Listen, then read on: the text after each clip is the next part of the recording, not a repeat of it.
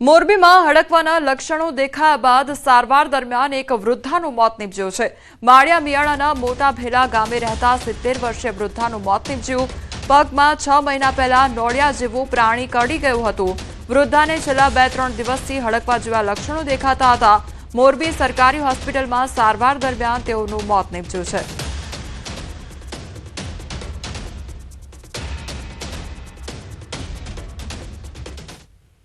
અંબાજીના દાંતામાં પણ એક મહિલામાં હડકવાના લક્ષણો જોવા મળ્યા છે।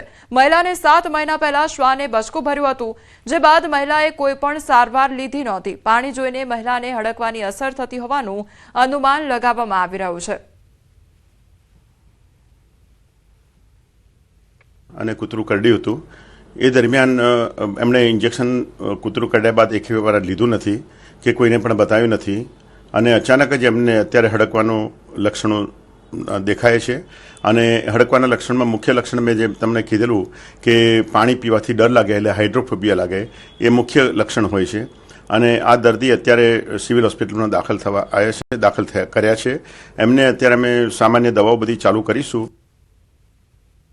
હિંમતનગરના ગાંભોઈ પાસે આવેલા વાંટડા ગામે દેખાયો છે દીપડો, તો સ્થાનિકોએ વિડીયો બનાવી વાયરલ કર્યો।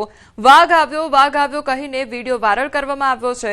આ જંગલ વિસ્તારમાં માત્ર દીપડા હોવાનું વન વિભાગનું નિવેદન સામે આવ્યું છે, તો વિડીયોના આધારે વન વિભાગ દ્વારા તપાસ હાથ ધરવામાં આવી છે। સ્થાનિકોમાં ભયનો માહોલ છે, તો રેન્જ ઓફિસરે તાત્કાલિક પાંજરો મૂકવા જાણ પણ કરી છે। અગાઉ પણ આ વિસ્તારમાં દીપડો જોવા મળ્યો હતો।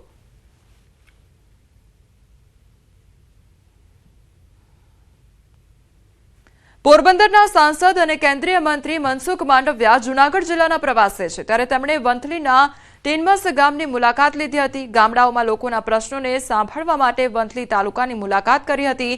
હાઈવે પર આવેલા ઢાબામાં લોકો વચ્ચે બેસીને રસનો ગ્લાસ પીતા જોવા મળ્યા હતા।